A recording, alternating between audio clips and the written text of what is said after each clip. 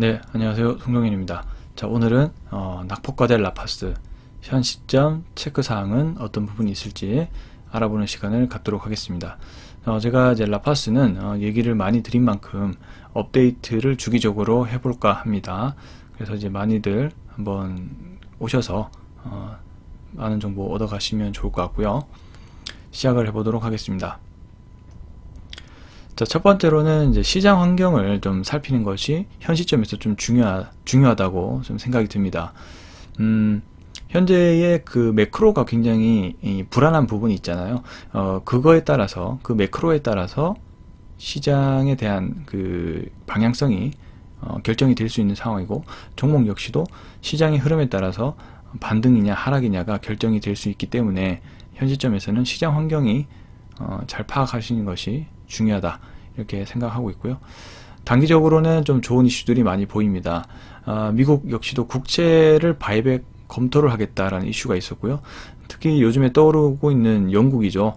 영국이 감세안을 이제 철회를 함으로써 이 부분을 이제 긍정적으로 시장은 보고 있기 때문에 지금 현 시점 12시간 넘어가는 시점에서도 나스닥이 강하게 현재 반등을 해주고 있거든요. 그래서 이제 시장이 좀 반등세로 돌아서고 있는 부분으로 역할을 해주고 있는 것이 영국 감세안 철폐다, 이렇게 보여지고 있고요. 자, 우리나라 이슈로 돌아와서는 이제 공매도 금지를 할 것이냐에 대한 이슈가 한창 뜨겁고요. 그리고 이제 증시 안정 펀드를 언제 투입할 것이냐, 이 부분도 현재 중요한 부분이다라고 볼 수가 있겠습니다. 자, 반면에 부정적인 이슈도 좀 있습니다. 9월 CPI가 특히 근원 CPI가 예상치보다 상회하는 모습을 보였죠. 그럼에 따라서 11월, 12월 모두 75bp 금리 인상을 할 수도 있다라는 변수가 떠오르고 있는 상황입니다. 사실 이제 11월만 75bp를 하고 12월은 50bp를 할 것으로 예상이 됐는데, 지금 9월 CPI까지 높게 나옴에 따라서 12월까지도 75bp 인상 가능성에 대한 언급이 나오고 있는 상황이기 때문에 매우 지금 또 분기점이 될 수도 있는 부분이라서 잘 대응을 하시는 것이 중요할 것 같습니다. 뉴스를 통해서 좀 구체적으로 알아보도록 할게요. 자, 미국 재무부 국채 바이백 어떻게 하나, QE도 QT도 아니다, 이렇게 되어 있는데 좀 애매하죠. 그래서 이제 이거는 중요한 부분들은 어쨌든 국채 시장 유동성 경색 문제를 풀기 위해서 미국이 검토를 하고 있다라는 부분이라서, 일단 뭐 이런 말만 나온다 할지라도 시장에 긍정적인 그런 이슈를 불러일으킬 수 있다라고 생각이 듭니다. 자, 그리고 영국이죠. 감세안 대부분을 철회했고 트러스 총리 정책을 공식 폐기했다, 이렇게 돼 있는데요. 현재 이제 파운드와 약세가 시장에서 좀 불안한 부분을 이끌고 있는데, 특히 이 감세안 때문이죠. 근데 이제 이 부분을 이제 철회를 한다라고 하니까 시장은 다시 좀 안정을 느끼면서 강하게 반등세를 지금 들어가고 있다라고 보시면 좋을 것 같습니다. 자, 우리나라의 증환펀드 이슈죠. 증환펀드가 반드시 뭐 증시 반등을 이끄는 그런 요소는 아니다라고 이제 언급을 하고 있고요. 증시 안정펀드가 언제 투입이 될지는 좀 지켜봐야겠지만은 시장이 조금 더 깨졌을 때 들어오지 않을까라고 이제 생각이 듭니다. 지금은 좀 단기적으로 증시가 안정권을 보이고 있는 단계이기 때문에 당장 이제 투입이 되는 건 아닐 것 같고, 11월 FOMC 이후에 그 시장 환경이 어떻게 됨에 따라서 증환 펀드가 투입될 수도 있다라고 보여집니다.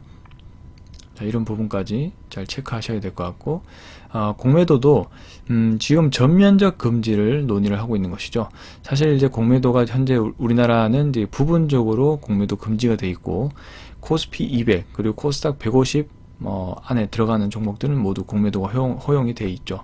근데 지금은 공매도를 전면적으로 금지하자라는 쪽과 그리고 금융위는 조금 반대를 하고 있고, 증환펀드 재가동에 집중을 하자라는 입장이고, 금감원의 이복현 총장님은 그 공매도를 이제 금지를 할 수도 있다, 이런 입장을 이제 보이고 있는데, 자, 중요한 부분들은 어쨌든 공매도 금지와 증환펀드가 이야기가 나오는 만큼 변곡점이 될 수도 있다라는 부분입니다. 자, 이 부분을 이렇게 해석을 하시면 좋을 것 같다라는 것이 제 생각이고요. 자, 중요한 부분들은 이제 금리 이슈입니다. 맥쿼리 증권은 코스피 2000 밑으로 떨어질 수도 있다, 이렇게 보고 있는 상황이고, 정경련에서도 4분기 증시 최대 리스크는 금리다, 이렇게 얘기를 하고 있죠. 증시는 내년 하반기 이후에 반등할 것이다 라는 그런 보수적인 의견을 현재 가지고 있는 상황이네요. 그렇습니다. 일단은 만약에 12월도 75bp 인상을 하게 되면 이거는 뭐 증시가 버틸 수가 있을까 라는 좀 생각이 들기도 합니다. 근데 블러드 총재가 원래 온건적 매파인데 금리 인상을 차라리 서두른 편이 낫다, 11월 12월 자이언트 스텝을 예고를 하고 있습니다. 그러니까 이 부분이 다소 증시에서 이제 불안감을 키울 수 있는 이제 부분인데, 물론 이것이 확정된 부분은 아니고요. 일단은 12월 역시도 11월 CPI를 봐야겠죠. 그에 따라서 달라질 수도 있는데, 일단 만약에 12월까지 자이언트 스텝을 하게 되면은 증시는 좀 조정을 많이 받았다가 금리 또 그 CPI 발표가 따라서 증시 반등이 강하게 일어날 수도 있는, 그래도 이제 이 정도 만약에 자이언트 스텝을 연속 2차례 또 하게 되면은 거의 뭐 경기 침체 수준으로 가는 것이기 때문에 CPI가 좀 꺾이지 않을까라고 보여집니다. 그래서 다소 충격은 크겠지만 그만큼 또 반등세는 빠를 수 있다라고 개인적으로 생각은 하고 있는데, 어쨌든 지금은 이런 기사들을 보면서 위험 관리를 할 필요가 있다라는 것이죠. 특히 신용 물량을 가지고 계신 분들은 다시 한번 리스크를 조금 대비할 필요가 있다라고 개인적으로 생각하고 있으니까 잘 체크를 해보시면 좋을 것 같습니다. 자, 두 번째로 이제 기업의 호재 부분을 계속 살펴보는 게 중요하겠죠. 일단 기사화가 된 부분에 대해서만 이제 언급을 좀 드리겠습니다.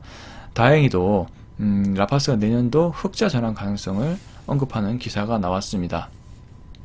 금리 인상 국면에서는 성장주도 성장 섹터도 실적이 잘 찍히는 종목들이 그나마 방어를 할 것으로 생각이 되는데, 라파스는 화장품 섹터 쪽에서 어느 정도 이익이 계속 나오고 있죠. 그래서 그 이익을 바탕으로 지금 의약품 쪽으로 계속 투자를 늘려나가는 그런 구조를 가지고 있는 상황인데, 내년도에는 이제 화장품 쪽에서 안정적인 캐시카우를 바탕으로 내년 2월에 출시될 미국형 여드름 패치 쪽도 어느 정도 이익이 될 것으로 저는 생각을 하고 있는 상황입니다. 그리고 2023년 국내 판매를 위해서 임상도 진행을 한다라고 하네요. 그리고 이제 전문 의약품 쪽을 보면 4분기에 이 면역치료제 쪽 임상 1상 중간 결과가 공개될 수도 있다라고 합니다. 뭐 천식이나 비형 같은 이런 면역치료제 쪽도 시장이 굉장히 크죠. 그리고 패치화를 시키면 굉장히 편리할 것 같은데, 임상 1상 중간 결과가 나올 수도 있다라고 하니까 또 이 부분을 좀 기대를 해봐야 될 것 같습니다. 그 외로도 여러 가지 이슈가 있지만은 일단은 뉴스가 나오는 대로 정리를 해서 업데이트를 해보도록 하겠습니다. 자, 기사인데요. 마이크로니들 기업 라파스 내년 흑전 기대해도 될까? 올해도 판관비를 제외하면 이제 BEP 수준의 실적이다라고 얘기를 하고 있고, 내년에는 흑자 전환이 돌아설 가능성이 높다라고 이제 보고 있습니다.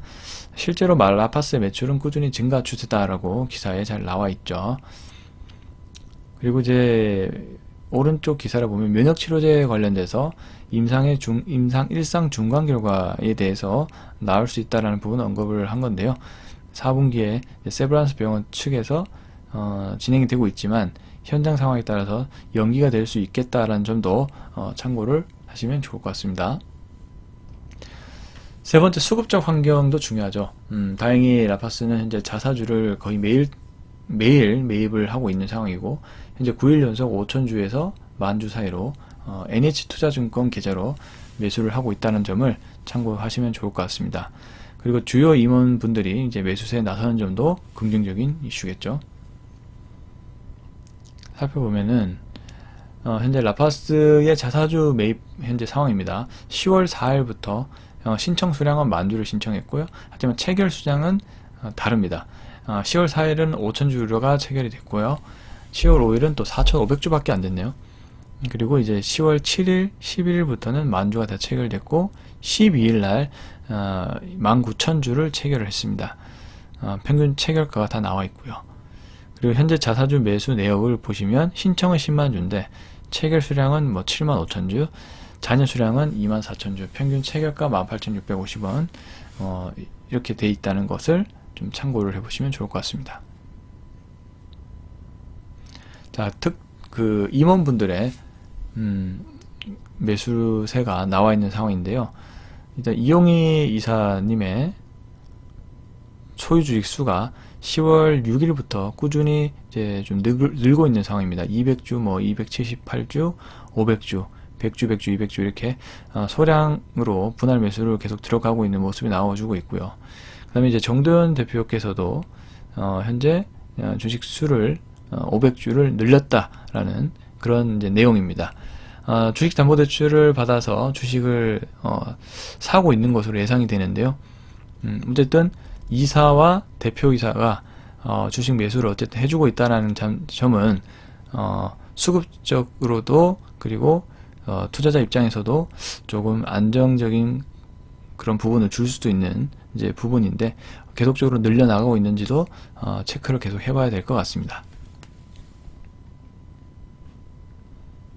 자, 마지막으로 기술적 분석만 보고 마무리하도록 하겠습니다. 사실 기술적 분석이라고 할 게 없죠. 현재는 우선은 라파스가 사실 3만원, 2만 후반원에서 3만원대가 아주 강한 거의 지지권이었지만 이 지지대가 이탈을 해버리니까 크게 빠집니다.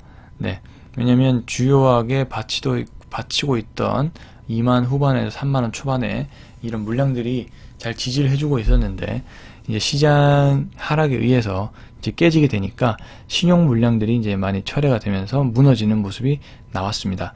자, 그 이후로도 시장이 좀 불안하기 때문에 주가가 또 2만원에서 17,000원까지 16,900원까지도 한 차례 무너지는 모습이 현재 나와주고 있고요.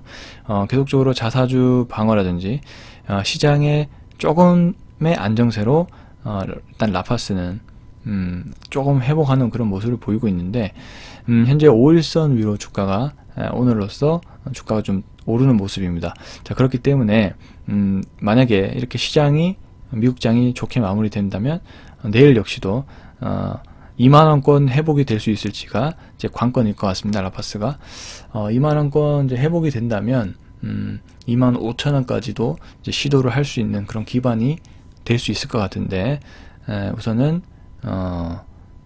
어떻게 진행이 될런지는 두고 봐야겠죠.